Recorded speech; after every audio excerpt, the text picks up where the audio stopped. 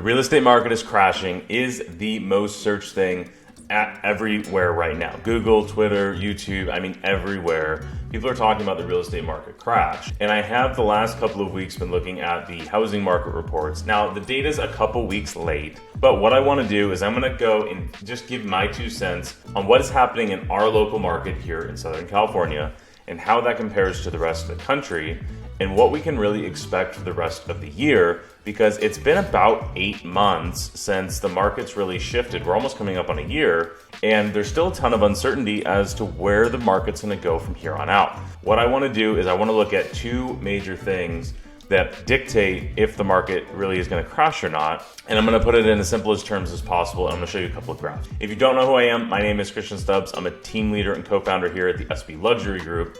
I am doing a poll in the comment section, or just send a reply, of whether we not think that the mic should stay or not. I think it helps the audio quality a little bit, and maybe it looks cool. So anyway, the reason for me making this video is just to give some clarity, because I'm having a lot of conversations with real estate professionals throughout the industry, both mortgage, real estate, investors. And here's really what we're seeing is investors are out buying properties, period, the end. You're seeing the hedge funds, they're buying properties. You also see the major news outlets saying that the market is crashing, and they haven't stopped that narrative, even though prices have been pretty flat for the last, let's say, 3 or 4 months. But something happened at the beginning of the year. And if you look back at market updates from November and December, it said buyers get out in the market and start looking for properties now, because everybody we were talking to was saying they were gonna wait until the beginning of the year. It wasn't just our clients, it was everybody, because there has been an explosion in the market at the beginning of the year, and nobody's talking about that. So I've got 2 different graphs that I'm gonna show you. This first one here is going to be for the supply on the market. A lot of people were expecting that there's gonna be just this flood of homes coming on the market. Foreclosures are up by 200%. They're up from 2 to 6. That's just not happening. The inventory is not coming on the market. A lot of the inventory that's on the market, I would say probably 20 or 30% of all the homes currently for sale, are just not great. They're either overpriced, they're not upgraded for what their offering is, and they're just not great listings. And the other 2/3 are selling, not in a weekend, but they're selling oftentimes with multiple offers, but just not like we're used to. It's not the one weekend, good luck sending your offer on Tuesday. It's really just, there's a lot of people that are interested in buying the price, and we just have to negotiate that deal. So supply is not increasing, very much at least, not like a lot of people were expecting.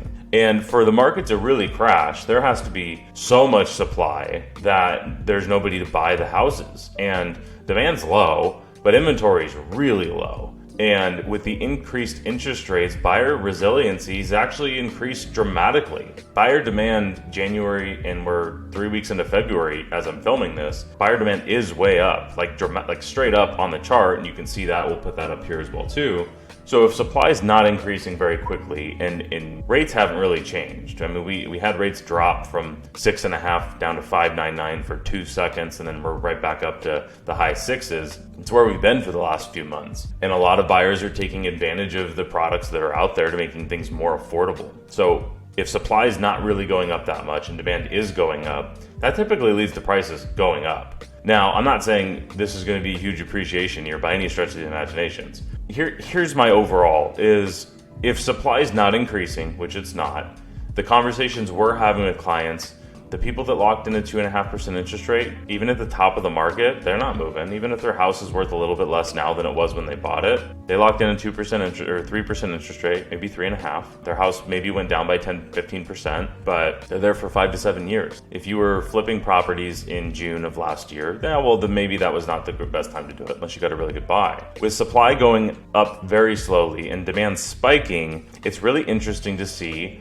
what the news is not changing. Is the market's crashing is still the #1 searched thing anywhere, and we're not seeing a crash. We've seen a huge slowdown, a massive slowdown from the busiest it's ever been. We saw prices drop like 2008, the second half of last year, after they went up 20 and 30% year over year, which is insane. Real estate should go up by 5% a year, 3 to 5% a year. In Orange County, 5 to 6% a year is what real estate typically appreciates. What do we think is going to happen this year? Well, this is my 2 cents. I think it's going to be a very flat and boring year. We're already almost through quarter one. I think we're going to see some not so good information come out on jobs.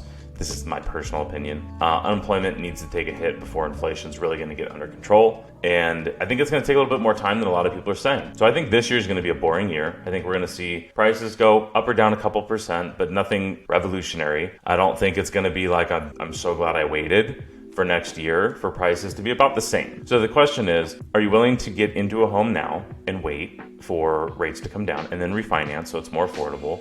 Or are you banking on prices to come down? And less people are taking that latter approach and banking on prices coming down. I think a lot of people that are in the market right now are realizing that this is probably close to the new normal, give or take a couple percent in either direction. And they're making a decision that they need to make a move. There's something going on in their life where they need to. So anyway, my overall opinion of this year is there is a lot of talk around what is going to happen or what is happening in the real estate market. But there's really just two major things that really dictate what happens in any market, and it's supply and demand. And supply is not really increasing very much, and it's certainly not outpacing the growth of demand. So what we've seen is days on market, which means from when the sign goes in the yard that it's for sale to when it closes, that is going down. It went down significantly in the last couple of weeks. Housing inventory is slowly but surely going up, which is normal for the season. Demand has spiked way earlier than it normally does. I think a lot of the news articles are just going to keep saying that the housing market's crashing